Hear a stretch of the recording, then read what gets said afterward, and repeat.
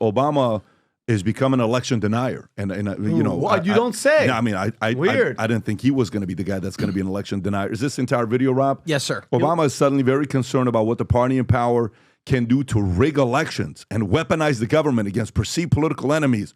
What curious timing. The Washington Examiner reports Obama scorns doom loop of political extremism after Democrats' election defeat.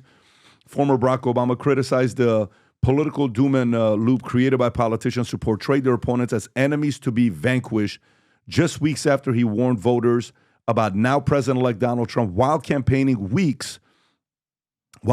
for Vice President Kamala Harris. Go ahead and play this clip.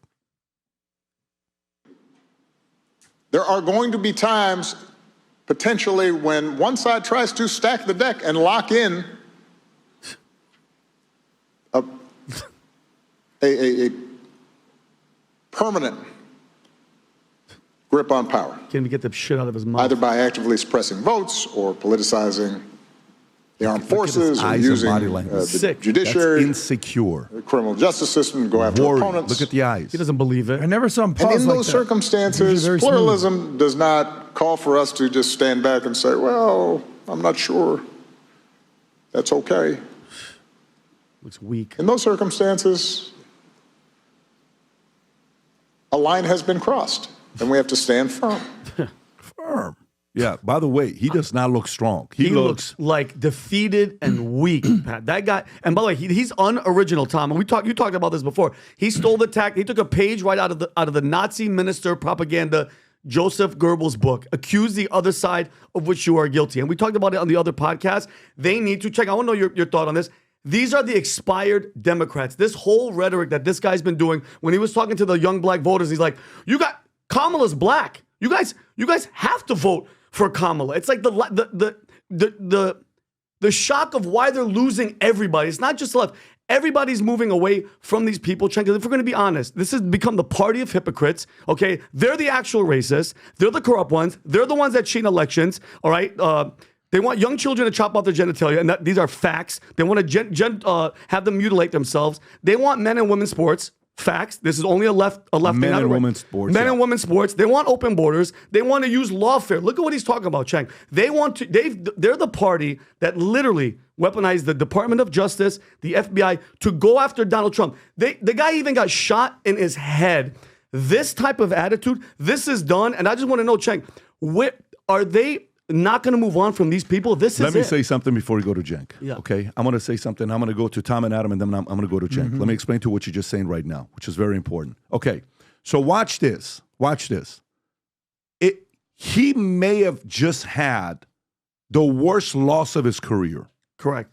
I agree 100%. Okay, because 2016, Hillary had the worst loss of her career. Yeah. He did not. That was Hillary. And that was embarrassing that you lost to this guy, okay, meaning to Trump, okay? But this last one, Kamala wasn't campaigning. He was campaigning. Obama wasn't campaigning for Hillary. Yes, he was, but not like this. Obama was campaigning for Biden. He helped him. Yes. And they won, right? This is the first time he has had a public loss of this level, of this magnitude. He's never had a loss like this, and here's the issue. So Cenk comes and, hey, I think we have to stop thinking MAGA's the enemy. What? What are you talking about? I think we need to stop thinking these are horrible people. We got to stop taking that approach. We can disagree on policies, but dude, these are like, I'm around them. This guy speaks as a way that you're not... You know, you lose a game, and what do? You come back and you say, what? We have to go back and, hey, we messed up. Yep, That's a terrible loss. Back to the drawing board. We have to make some changes. It all starts with me. There is nothing. It all starts with me. You're the head coach of the Democratic Party. Where is the accountability for you? Where is you getting up on the stage and saying it's with me? If anything changes and you have this kind of a loss, and you're saying, you know what he's trying to say?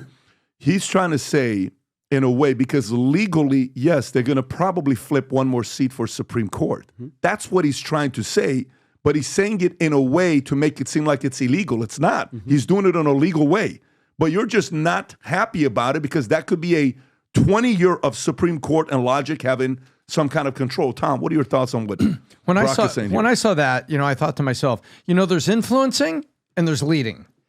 And I watched it and I actually had the thought, I looked at it and I said, didn't this guy used to be Barack Obama? Yeah. But I'm saying Barack Obama in the spirit of who he was. And you don't have to agree with him to understand that he was a gifted politician, that he stood like a statesman at times. I don't have to agree with all of his policies to give credit to that person that served 2 terms as a president. And I looked at it and I said, you have been trying to influencing. Clooney said you stood behind the scenes, you didn't lead, you influenced on the coup, if you want to call it that, Biden stepping out of the candidacy. You influenced from behind the scenes till they finally said, you got to get out in the front yard and you got to yell. And you finally got out and started campaigning. But there's influencing and leading, and he didn't lead all year. He didn't stand up to lead. And when I looked at it, I said, again, didn't this guy used to be Barack freaking Obama? He don't look like that. Yeah. You know when you're no longer as attractive as a girl and you expect everybody to treat you like you were at 22 years old. We agreed not to talk about The View. But the grace, what stays, you hope the grace stays. Mm-hmm. And you're attracted to the grace, right? Like, you know what? Man, she's still graceful. Yep. And you can maintain your looks, but maybe not at 22, you're 62, right? Things have changed. For him, you know what he's going through? Vinny, it's very hard to go through this. My voice doesn't carry the weight it used to carry 20 years ago. Oh, that is hard. Yep. My voice doesn't carry the weight it used to carry 16 years ago, 12 years ago. That's what he's going through. And it's like, hey, guys, don't you remember you used to love me? Mm-hmm. What happened? Give me the attention and love you guys used to give me I was important. I was your Jesus. What happened? Mm-hmm. How come you guys don't look at me like that anymore? Ooh, let me tell you. It's psychological, very hard phase to go through. Adam. I love the analogy you said, because one of the things we say is for a woman, it's all fun and games until you're at the end of the bar having to buy your own drinks in your 40s. Because usually when you're young and hot, they're going to do all that. So Obama, he was the young, hot, fresh candidate. And if you just take the vibe and just the riz, as you say, and you juxtapose when he was like, at least I'll go down as a 2-term president, boom, mic drop. Cocky just prick. Obama showing up, doing his thing. And now, in the last 30 days, he tried to lecture black men. Black men are like, yeah, I'm good. Thanks, Barack. I've never seen Barack, unless it's something I can't think of, I've never seen Barack Obama not be smooth. Smooth. Even before the election, there was a pause, stuttering, not confidence. Pat's always saying, it's in the eyes, Chico, it's in the eyes. The eyes look flustered. All right, maybe he had an L right there. But it's not just him, because he's wearing the entire Democratic establishment on his back, and he just realized, oh, this whole thing just crumbled. So where does he even go from here? Yeah, so in a minute I'll say some things that you guys might disagree with, but first I understand exactly what you guys are saying. So look, one of the things that I said in that Elon tweet about the Pentagon was I'd rather be in the populist woods than in an establishment prison. And so these guys have been running the prison for a long time. And I don't mean Obama as a Democrat. I mean Obama, Biden, Pelosi, but also Mitch McConnell and Cheney and Bush, et cetera. The uniparty. The uniparty has, and if you went outside the guardrails, and as happened to me at MSNBC, you've got issues, right? You go outside the guardrails, you got issues. And that right there was him going, I can't believe there's a prison break. What happened? We had you guys bottled up, and you were supposed to listen to our marketing, and we had mainstream media on lockdown, and then The View and Morning Joe would tell you to shut up and vote for us, and you would shut up and vote for us. And when I say us, again, let's be clear, because Joe Scarborough was telling you to vote for George Bush and Dick Cheney. 100%. And then all of a sudden he's voting for the Democrats and Biden and Kamala Harris, right? Because it's the uniparty. And so Scarborough is a Republican. He's just an old school Republican. Mm-hmm. And so there's what you guys, I see it even more clearly than you guys, that there's a meltdown in the Democratic establishment because their worldview got rocked. They thought, we're in charge. We're going to get to run this thing forever. And no one's allowed to really disagree with us. And if they do, we'll cancel them. We'll, your character assassination. They almost did, though. But they almost did. They almost did, if you think about it. But by the way, Peter Thiel said this on very Taibbi's interview. I don't know if you saw that. It's it's worth, on the flight back, drive back, it's worth you watching this one because Peter Thiel, he thinks differently. He said, Matt Taibbi? oh, yeah, not Matt, no, I'm sorry, Barry Weiss. Barry My Weiss, apologies. got it. Yeah, it's a I messaged you, I told a phenomenal job. But Peter says, you guys got to realize, if the E. Jean Carroll, if the going after Trump, if all the court everyday hearing, if the mugshot, if any of this stuff worked, and he would have lost to Kamala, Trump's record would have been 2016, you got lucky. And we were right. I cannot tell you how important 2024 was. Because Trump winning, the people are saying, no, we were right. Trump was right. Kamala winning, Obama would have spoken in a different way. 100%. You know how he would have spoken his demeanor? Very different. We told you. Yeah. We told you. So another way to frame populism and establishment is outsiders versus insiders. And so even if you're a Democrat and you love Obama, you can't say that he's not an insider. He's an insider, right? And so this was the outsiders going, we've had enough. We've had enough. You guys ran this place for decade after decade, and we can't stand it anymore. And you got, and I'll agree with one other small thing. And people on the left were mad at him when he started yelling at black men. And you guys mentioned that, like, oh, how dare you and stuff. And even the left was like, whoa, slow your roll. Okay, so that's not your job here to come and yell at the voters, etc. But the parts I disagree with you guys on is because the reason why some folks are super worried on the left is because of the things that people on the right and the Trump team have said. Like, first of all, why was I against Trump? We've gone through this. We don't have to relitigate it because he won this time, but he did. In my opinion, he tried to steal the last election. He had fake elector plot. He said terminate the Constitution, etc. So when you see those things, and if you believe those things, that he really did those things as I do, you're concerned. You're concerned about democracy. You're concerned, is this guy going to leave office? You're concerned, is this going to happen? Number two, gerrymandering. The Democrats do it too, but the Republicans are kings at it. So when you gerrymander the hell out of a state, and all of a sudden, even though the state might be 50-50, but the Republicans have a huge lead in the state on congressional districts, that's true. That's real. And then the last thing is, look, you guys keep threatening to, and I don't mean you guys, I don't mean all of the right wing, but I do definitely mean some of the right wing, right? Keep threatening to arrest Dr. Fauci, arrest Liz Cheney, arrest this person, arrest that. Now, I think a preemptive pardon on Liz Cheney is nuts. Like, she's not even charged with a crime. What are we even talking about, right? On the other hand, it's the idea that these people might get arrested is not crazy. Because people like Kash Patel have said, I got an enemies list, and if I'm the head of the Justice Department or I'm the head of the FBI, I'm going to arrest them. So how could you say that that's crazy when that's what they threaten? But hold on, Chang. You don't think that Dr. Fauci, well, Mr. Fauci of all these people, deserve, especially with the House Select Committee coronavirus pandemic thing that just came out, the shit that this guy did and what they did and what they knew. Of course, these people belong in prison, and I get your angle on the Trump, and you didn't like him, but steal the election, Chang. 2020, they cheated. The FBI was at Twitter. Hold on. Okay, so Chang, is the FBI at Twitter suppressing stories on social media not election interference cheating? Be honest with me. The FBI directed by the left. How is that not cheating? Okay, brother. That's cheating. Come on. You're lying to the people. No, let me explain, Vinny. So in 2016 and 2020, it depends on what you mean by cheating and rigged, right? In the Democratic primary, and in 2024, did they rig it and cheated in a colloquial way? Yeah, of course. It's still the word cheating. Hold on. Let me explain the difference. So they rigged the debates to have as little debates as possible in 2016. They had the DNC funnel money to Hillary Clinton through the states. So there's a ton of things that they did that rigged it in favor of Hillary Clinton. But you could call it rigging, you can call it cheating, but it's not cheating in terms of fixing the votes, changing the votes. They never changed the votes against Bernie. Bernie did actually lose, even though but the reason he lost, in my opinion, is mainstream media's rigged against them, DNC's rigged against them, but they never changed the votes. So you can't saying like, oh, the media's against me. Brother, I mean, I'm a left-wing populist. The media's been against me from 24/7, right? From day one. I don't get to say, hey, the New York Times character assassinated me when I ran for Congress in 2020. I'd like them arrested. I get to say they character assassinated me. They're full of crap, and I'm going to show you how full of crap they are. And I get to fight back, and I get to have my voice, but I don't get to put them in jail. Okay, but Dr. Fauci lying about gain of function in front of Congress, check. Lying about what they were doing in a lab that we owned, and then shut down the world, killed all these people. Have you read the book, The Real Dr. Fauci? That book is this.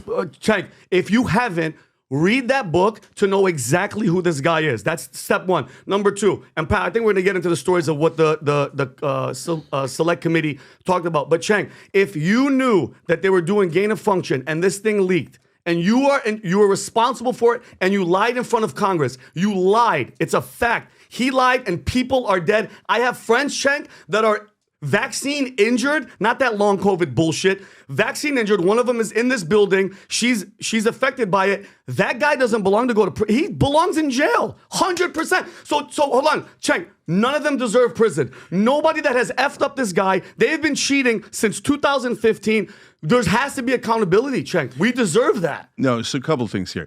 Look, when they said it's not the Wuhan lab, They still haven't said it definitively. They're still like, possibly. Bullshit. We know it came from China. Why do we have to keep tippy-toeing about it? So, look, I'm on tape on all these things at the time, not later. I said, look, brothers, you're telling me a giant virus broke out right next to the Wuhan virus lab. Yeah. Right? One of the biggest virus labs in the world. And you expect me to believe it broke out right next door to it, but because of a bat and a different kind of animal, et cetera. I'm like, less likely. More likely it broke out of the lab. So when Rand Paul was first questioning Fauci, I was a little skeptical. And then at some point I was like, wait, that's an interesting point. Okay? Yeah. So I hear you on all that. But we cannot arrest people for things we don't like or we don't agree with. So if you're saying, hey, here's a specific crime, okay, I'm willing to listen to any specific crime. Are you kidding me? On corruption, there's tons of crimes that we could have conversations on both sides. I get it. Right? But it's got to be a crime. We cannot go around arresting people because we don't agree with them politically. That's super dangerous. So do you think him, and this is talking in Washington, which I think is going to happen, him talking about pardoning.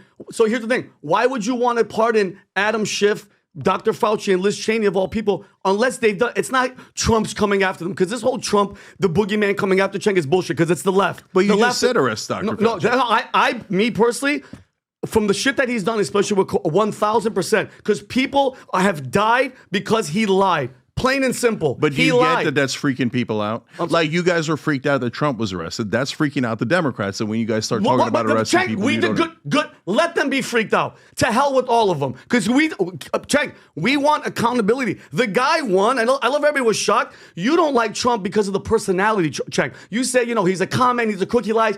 That America spoke. We don't give a shit about that, Cheng. It's the policy. He's been the policy guy from day one. But accountability, I love that the left is panicking. They're all scurrying like freaking rats. We deserve accountability. And if that guy's guilty, we want prison. One person has to go to jail, Cheng. We need one of them. But Vinny, that's why Obama gave that speech. Because he's worried that you're going to say, okay, hey, I don't have a crime yet, but I want these guys arrested. I didn't say that. No, hold on. There's no crime with Fauci. He lied in front of Congress about a virus, gain of function. They mess with animals and it jumps to humans. Let me say something here, and then I want to go to the committee as well as I want to go to the pardons that they're talking about doing.